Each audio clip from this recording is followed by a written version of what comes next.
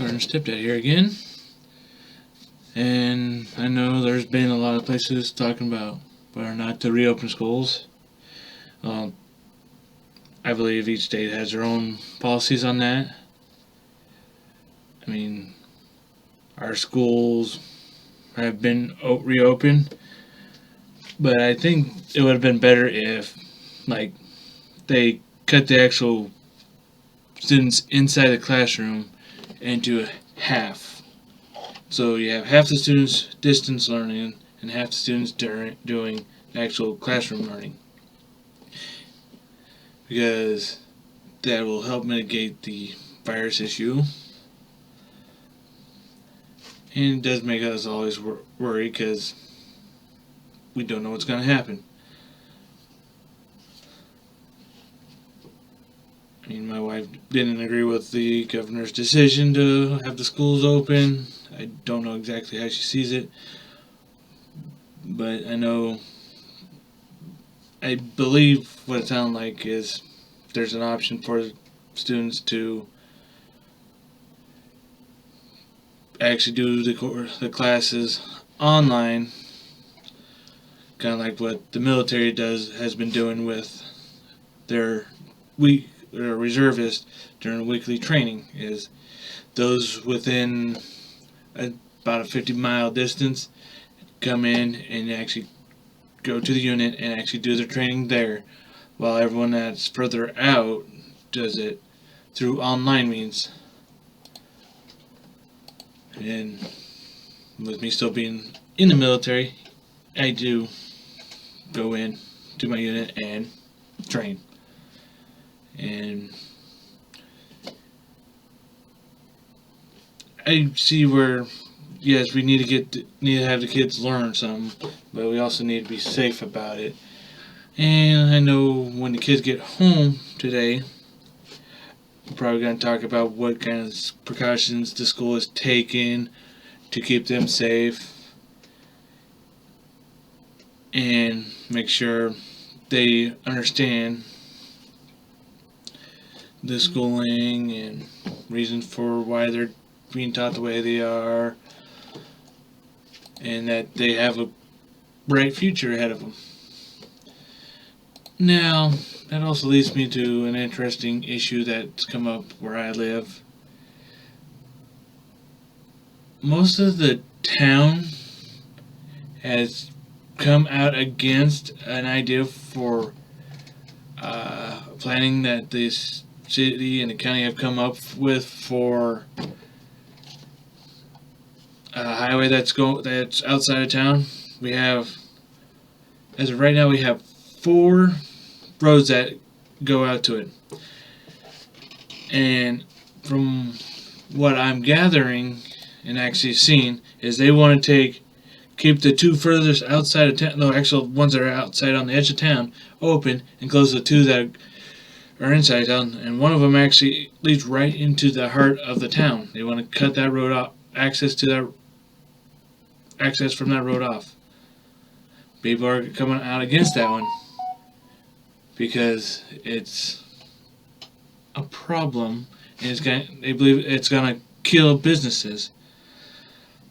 Which I actually did some research on this and determined that it'd take the fire department maybe an extra 3 minutes to get to a scene of accident at that location. And that's 3 minutes that could save someone's life. And I've actually pointed that out to one of the city council members, but they, pretty much all but one of the city council members voted for this part. It seemed like and there were people making other statements and all that about the problems with this, but it seemed like the city council had their minds made up prior to this, which seems suspicious to me. Now, on the one side of town, they're actually wanting to do call it an interchange, and it got to me thinking about eminent domain use. There's places that abuse it, and I'm looking at this interchange, and you can get the same results with taking less property than what they're wanting to take. I mean, they want to cut right down the middle of a section of land when they could just cut around the outside edge a little bit and make it curve, a smaller curve, well, a slight curve that semis can use to turn off, and then use a merge lane, so that individuals can go down that road and merge, and you wouldn't cut out into take so much property. I mean, I have not thought about that, but and it also got me thinking about the payments. Usually the individuals who own the property only get paid for the land. They don't get paid for the loss of income that land user brings.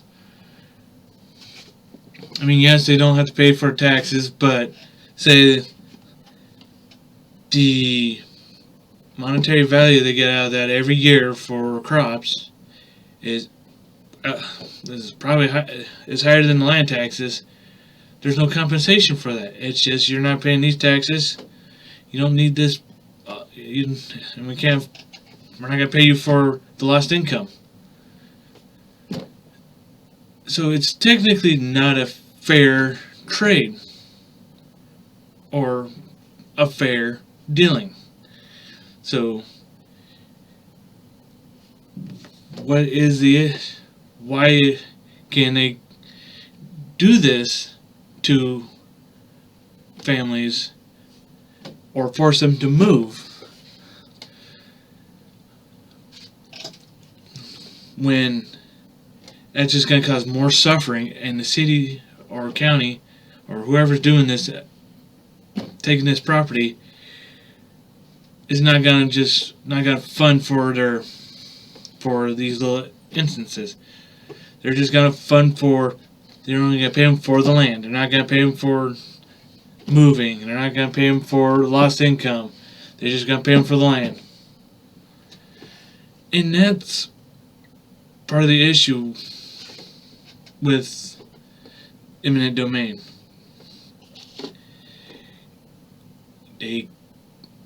Yes, the Constitution says that they have to pay for the taking of land, pay the owners for that land, but it still causes hardship when, say, that family needs that extra $100 that maybe that small chunk of land produces. But at the end of the year, they never take in consideration for that. And we've got a few years before they even do anything about that, but I'm hoping those individuals, families that do not want to sell their land because of that, I hope they keep fighting.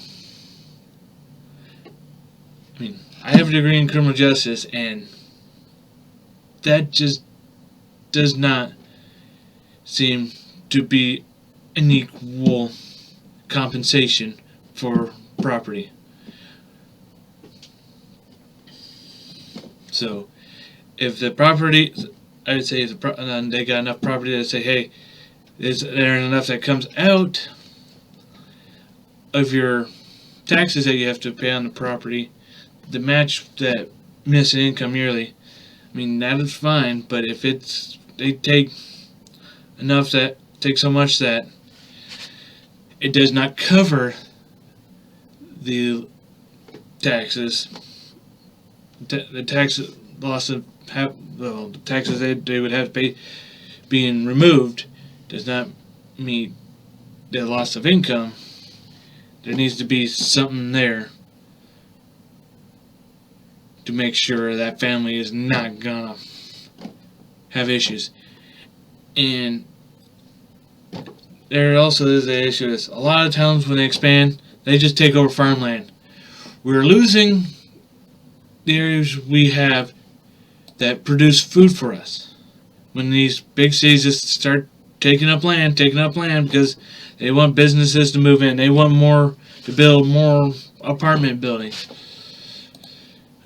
If you remove all your land,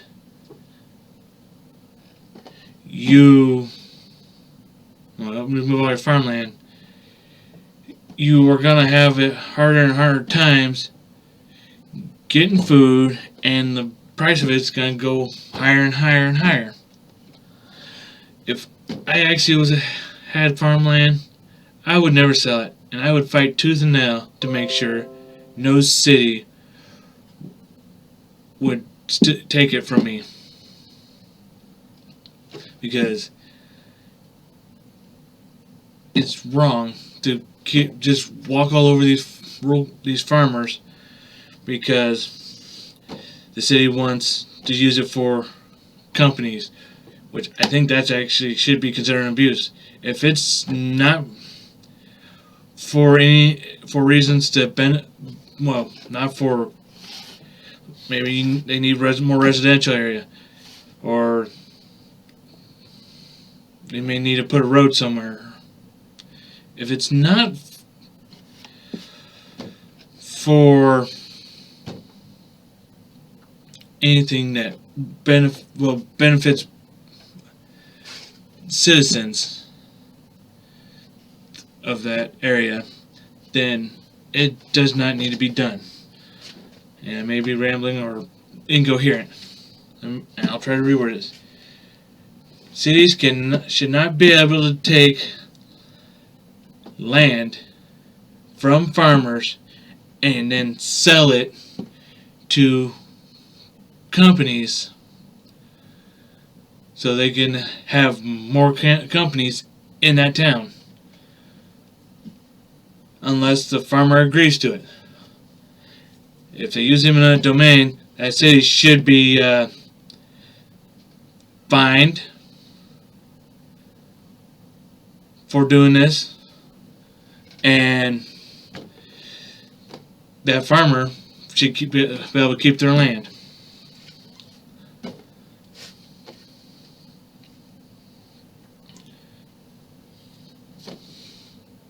Which a lot of people are fighting against eminent domain abuse. And I think cities taking land and selling it to companies is abuse.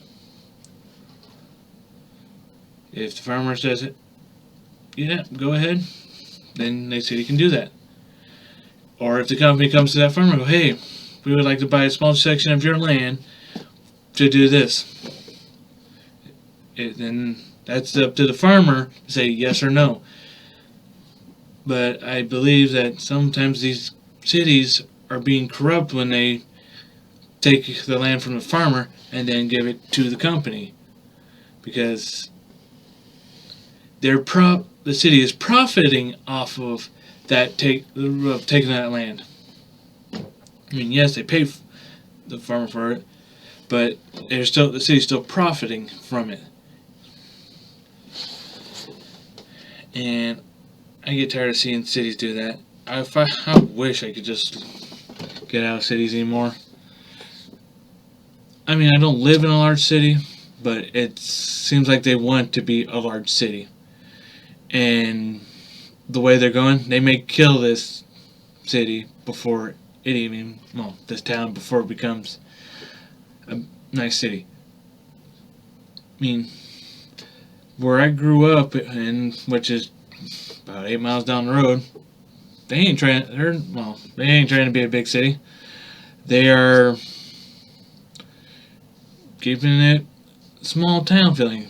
They got a small town market. We have some stuff here that you won't probably find very much in other parts of the town. I mean, you get the small town living. We have a place called Ben Franklin's, which I don't see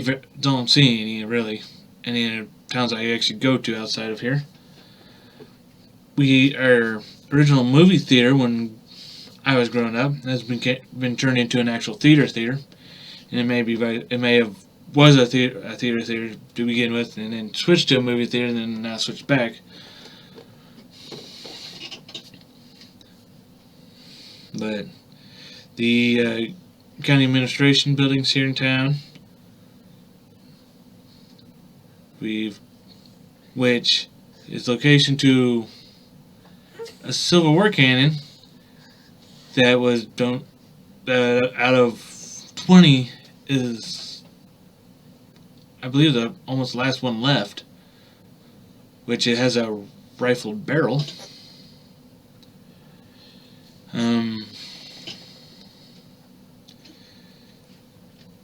We've got a couple of local restaurants that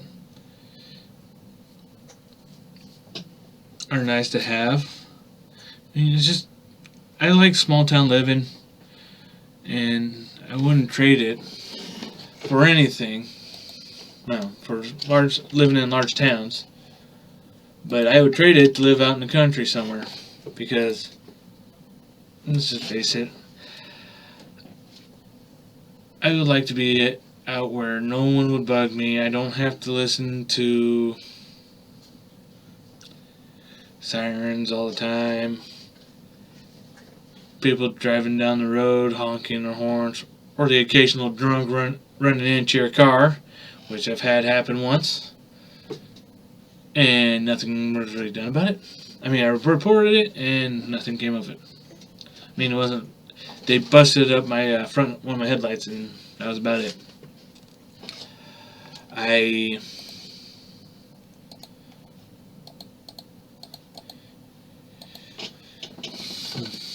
seem to have so many other issues dealing with people in this town kind of right now, and I just get tired of it.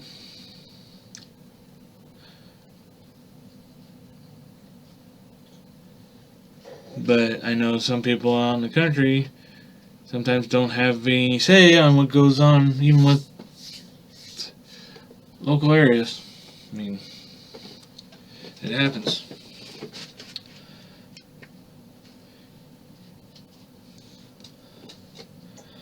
There's a lot of things towns do that are beneficial, like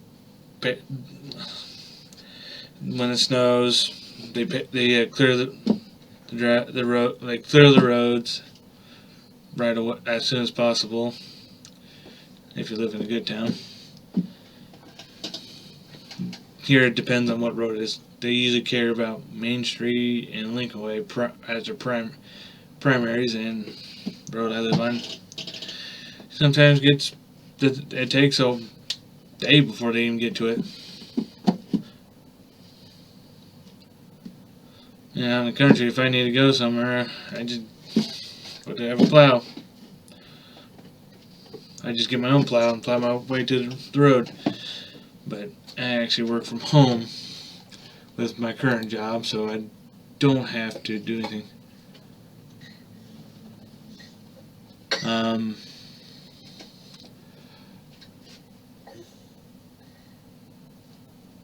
And if I had a nice plot of land, I mean, I'd build myself a shooting range, because I like firearms. I don't care what your opinion is on them. I like them.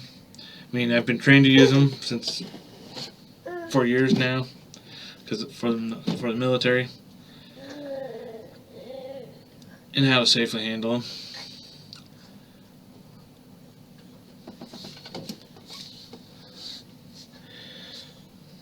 But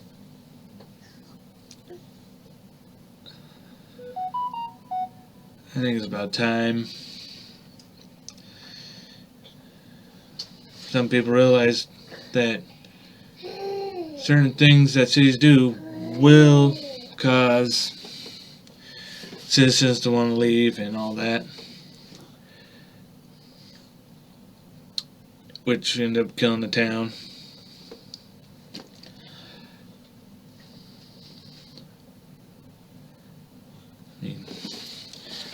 I am not rich or even getting by pretty well. I'm barely getting by myself. I mean, I know a lot of people out there are like that, and you just gotta take it one day at a time. And I've had breakdowns where I've gotten depressed, but not depressed to the point where I felt like harming someone or even myself. But if you have had that issues, those kind of issues, where you feel like your life would be better without you, well, people's lives would be better without you, call someone. Whether it's family, the suicide hotline, a friend. You can even message me. I may not get to you right away, but I will try to get in contact with you as soon as I get that information. I mean,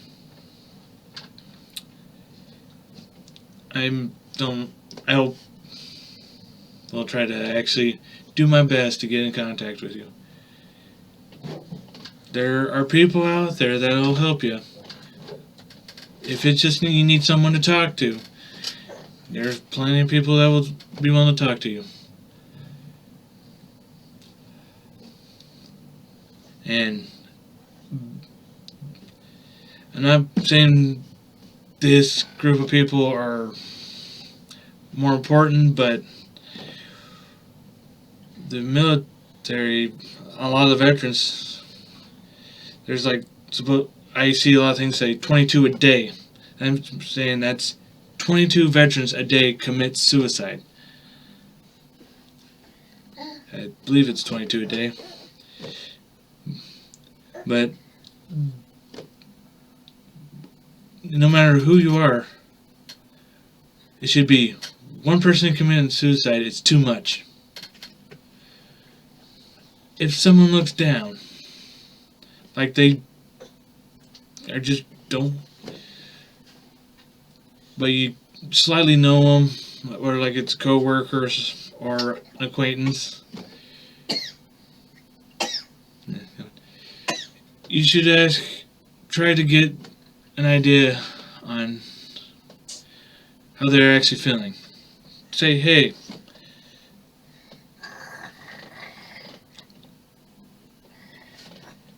is there something going on? And they may answer you yes or no. But you need to kind of engage them, try to get them to actually go away from yes and no answers. Maybe get them to open up. But you should not be to the point where they get annoying them to the point where they get mad at you, because that could make a whole nother issue.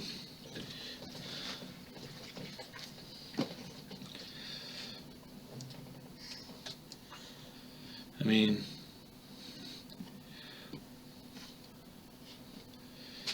you can ask them questions like, what's going on at home? Or, hey, you want to come and have lunch with me? Like, invite them to do something with you. And kind of show them, like, you care about them as, like, a friend or something. And maybe you can get them to open up that way. I know that you can't always get everyone to open up. But as long as you try, and maybe trying to help them will eventually actually help them. Don't just think, oh, he's just having a bad day. Just talk to him. And maybe it'll help them out. I know most of my issues come from the fact that barely being able to keep up on bills. I mean, I will admit, I just finally paid last month's mortgage payment. And everyone these days need someone to talk to, especially with the virus and everything that's been going on. But try to stay away from the violent people, because it's just gonna make things worse for you if you get involved with them. And that's it for this talk. So remember, whether related by blood, marriage, or adoption, they're family, and y'all should stick together.